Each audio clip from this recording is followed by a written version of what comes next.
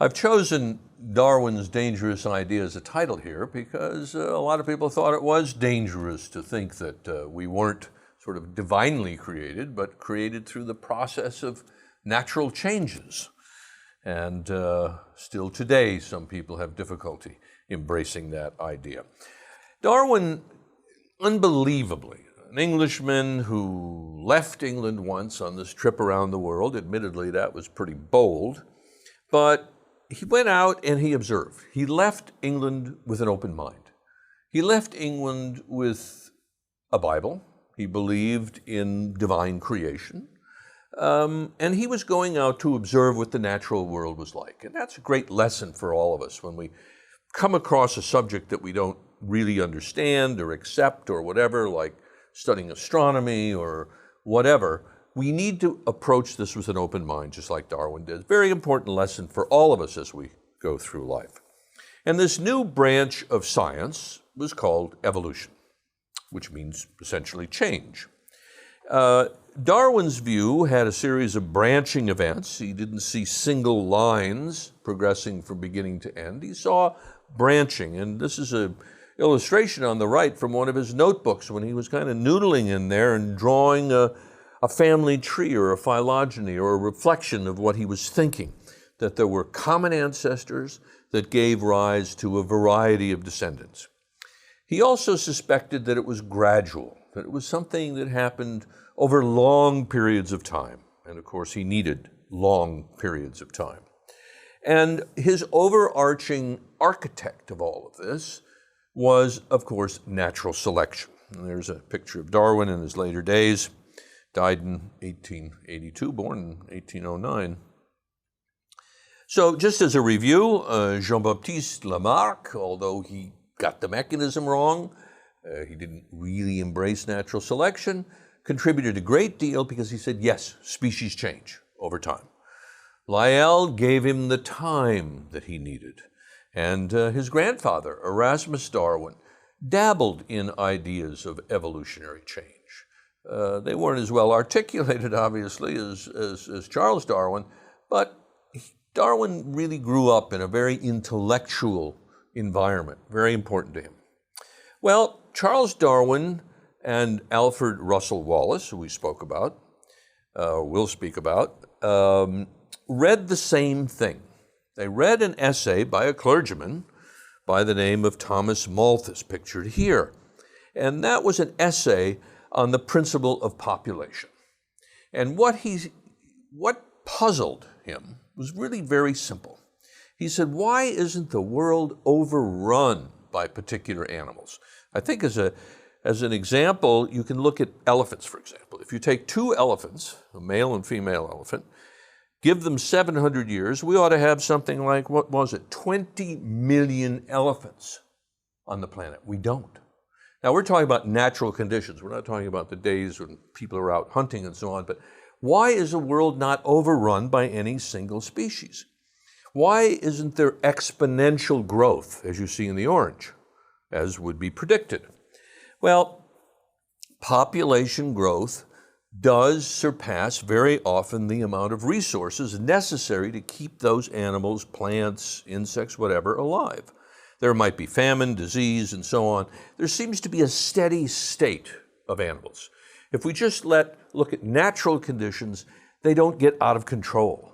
They don't all disappear. There's something that more or less keeps them at about the same number of creatures.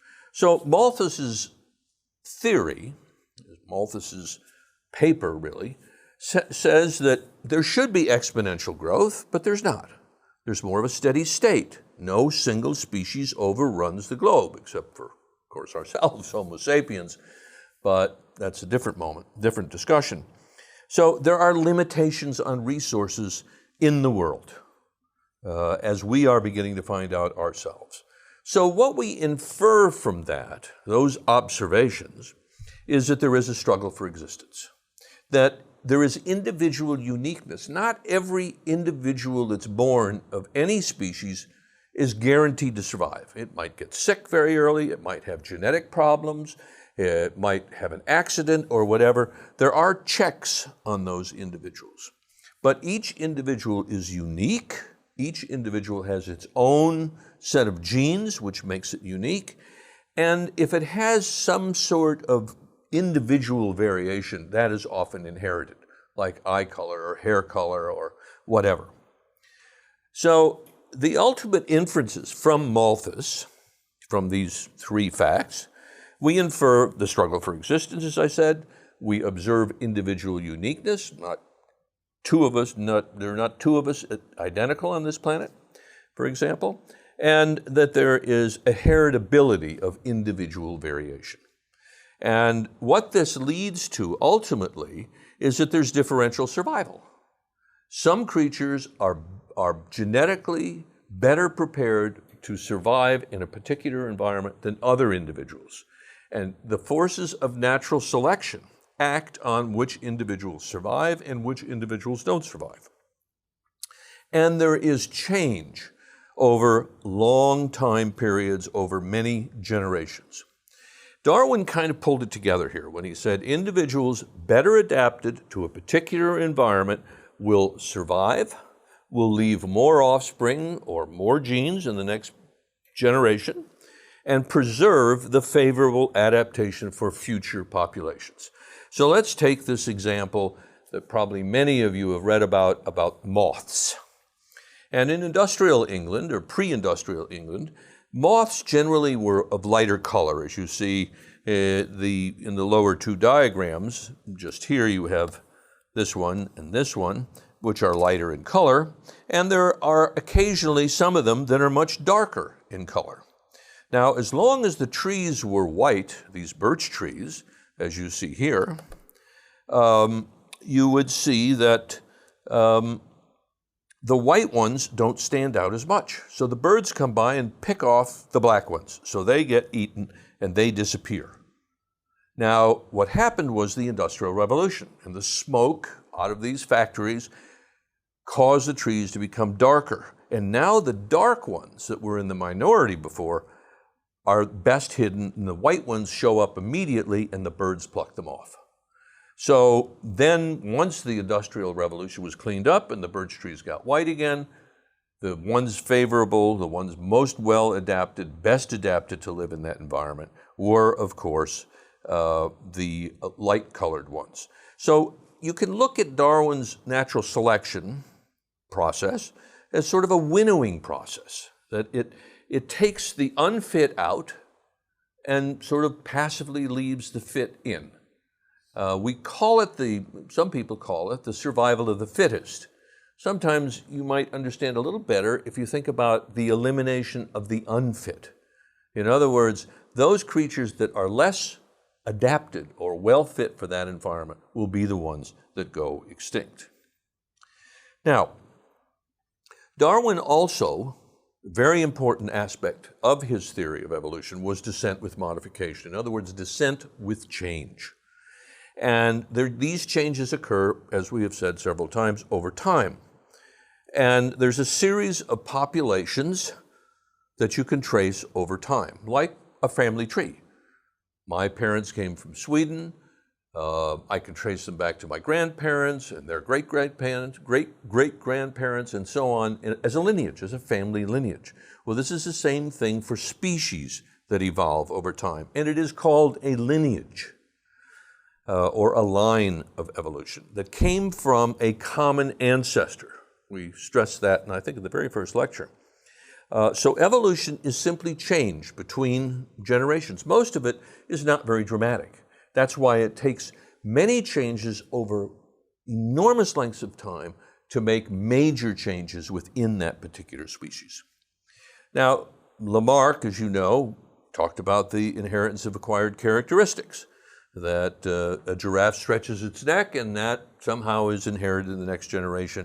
We know from the last presentation, I think, that that's certainly not the case. Adaptation. What is an adaptation? It's an anatomical, a physiological, or a behavioral characteristic that is an organism's response to the environment. For example, one could look at a very simple feature among humans, and that is lighter skin versus darker skin. In Africa, or along the equator, let's say, where there's intense sun, Dark skin is very, very important to protect you from the sun. As you move north out of Europe, into Europe, and particularly into Northern Europe, where the winters are long, there's less light, the summers are shorter, the light is less direct, you have light skin to let more sunlight in to synthesize something called vitamin D, which is so important in building your bones. So there are those, that's an example of an adaptation. And these adaptations that are favorable enable organisms to live, survive, and to reproduce, and to pass those favorable adaptations down to future generations. And they are selected for because they're allowed to reproduce and pass those genes on. The unfavorable ones disappear. If you look at the leopard in the top, you can see it sort of blends in with the background with that brownish coloring and the dots. And if you look at a frog that's living where in a green world, being green makes it less obvious, for example. But there is variation in all of these things like you saw in the moths. And if the environment changes, that is to say the Industrial Revolution and then finally the cleaning of the trees, then there is an opportunity to select out of that variation the best features for that new environment. Humans have various kinds of examples of this. For example, anthropologists have wondered why people have a particular gene for sickle cell anemia, or sickle cell. And you see it looks like a little sickle in the lower right corner there. And it's spread throughout that blue area. Why is it only found in those places? Because it's a natural immunity to malaria.